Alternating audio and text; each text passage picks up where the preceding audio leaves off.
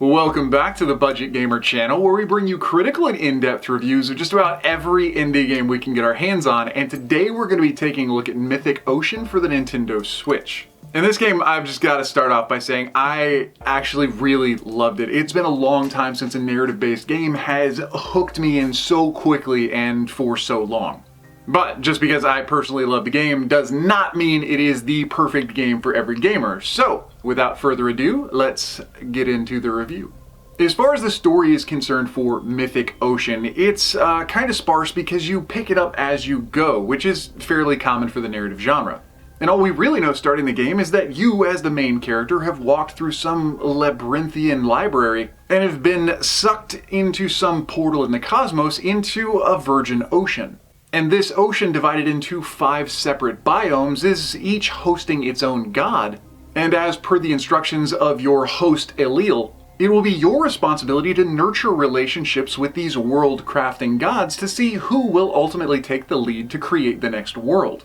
But the problem is you don't know who you are, even though your host obviously knows you well. And as you come to find out early in game, the gods themselves don't even know that they're gods and probably wouldn't believe you if you told them. And so while I'm not going to go any further with the overarching story to avoid spoiling anything for anyone, what this does mean is that the interactions and relationships that you forge between the gods and yourself, and between each of the gods themselves, will ultimately shape how the new world is created based on their own vices, likes, dislikes, and any lessons you may have helped them learn through the course of your gameplay. As you may be guessing already, in a narrative-based RPG, and I mean RPG in the strictest sense of the word, there's no skill trees, no item inventory, no level grinding, but merely you are playing a role within a game. And so as a narrative-focused, narrative-based RPG, there's really no combat or no jeopardy to be concerned about, other than possibly abusing the trust of one of the gods and creating an absolutely horrible world at the end of the game. So, no pressure. The actual game mechanics, though, carry out a little bit more straightforward with an exploration-based gameplay. Within the ocean biomes, you'll be expected to swim about and interact with all the different sea creatures and, of course, the gods themselves. And though there are a few minor quests, the only other thing to do besides interact with conversation trees is collect the occasional page. Now, as you explore this ocean and each of the different biomes within, you will occasionally find some portal that takes you back to that original library labyrinth.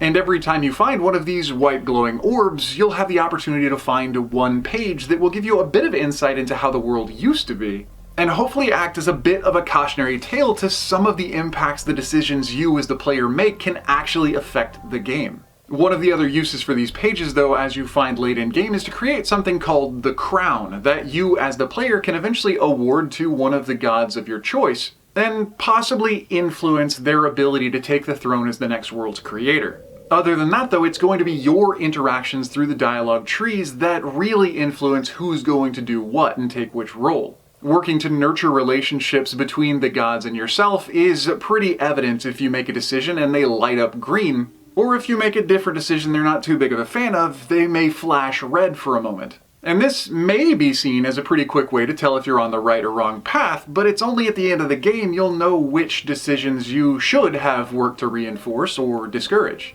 As the entire world of the game, though absolutely beautiful, is fairly small with a limited number of NPCs to interact with, thankfully there is a bit of a quick travel system. Early in game, Elil will give you access to a teleporter that after interacting or discovering an NPC can let you zap back to their proximity. But one of the most helpful things about it is if there is a new dialogue option to explore, there will be a little green light next to the avatar's icon.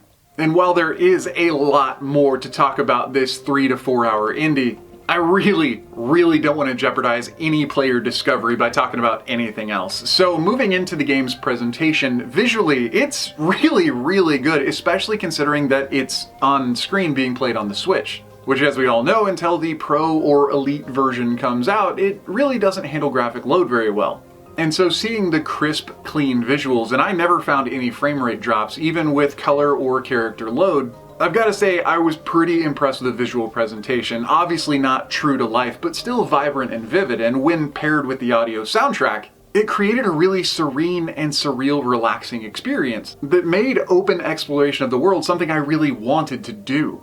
But that being said, and with all the liberal praise that I could continue to heap on Mythic Ocean, there are a couple things that a player might want to be aware of before they actually dive in. And though it honestly took a good bit of effort to find anything to criticize about the game, one thing that did stand out to me was the game's controls. You play through the entire game with your character swimming through the ocean void. And if you're used to 3D games or 3D platformers, having all 3 dimensions to work with is something that might be a bit new. But beyond that, with a seeming disparity in the buoyancy of the character, meaning if you think you're cruising forward, you might be floating up and down or veering off to the side, and this may have something to do with the ever-present plague of Joy-Con drift. The game's controls always felt just a little bit off, or slightly unpredictable, and made it to where you could easily overshoot an objective or a character, so much so that I would pretty much just charge up to the character as soon as I saw their speech bubble turn yellow and hit A as fast as I could. But again, it is totally manageable and possibly just a minor annoyance when you get into certain more enclosed environments. And other than that, I'd have to say one of the only other considerations for Mythic Ocean, through the entirety of my experience with the game, would be in its replayability. Now, with the dialogue trees almost literally having endless possibilities, because it does work with not only the interactions between the player and the god character, but also the gods' relationships between each other, there are so many ways to have different outcomes in the game that it is almost ultimately endlessly replayable. But that only really extends to the dialogue trees and player-character interactions. But I can imagine that after maybe 1 or 2 replays, the actual exploration element of the game might become a slight annoyance. I mean, if you've memorized where all the pages are and all the characters you have to interact with that aren't the gods which actually affect the game's outcomes, having to go find them or interact with them is just seems needless. But again, that critique absolutely pales in comparison to the entire experience. And in all honesty, those are the only 2 things I could really point out about the game, even as a minor critique. And again, taking a look at Mythic Ocean as an entire experience, it was really easy for me to open this review saying that I absolutely love the game. It just has a great feel, and it is a welcome diversion from the pressure of combat and death and roguelikes. But somehow it kept this active anxiety knowing that it's in fact a very high-stakes game. And so if you are the player that likes more environmental experiences like Abzu or any number of other games like Planet Alpha that uses more of an explicit focus on the depth of the story over the adrenaline rush for the player, then you'll probably also have a really great time with it. But anyway, that does bring us to the close of the review for Mythic Ocean, now on Nintendo Switch. So if you enjoyed the review, or especially if you found it helpful, feel free to throw us a like or a comment to show your support. And don't forget to click that little bell icon when you subscribe to stay updated with the latest content, because we are putting out 2 reviews a week of games you've probably never even heard of. And with literally thousands of indie games out there and new ones coming out every single day, chances are, if it's on the Switch, whether it's an easy hard pass or an absolutely unforgettable gem, you're probably gonna find out about it right here. But anyway, this has been The Budget Gamer, so as always, thanks for watching.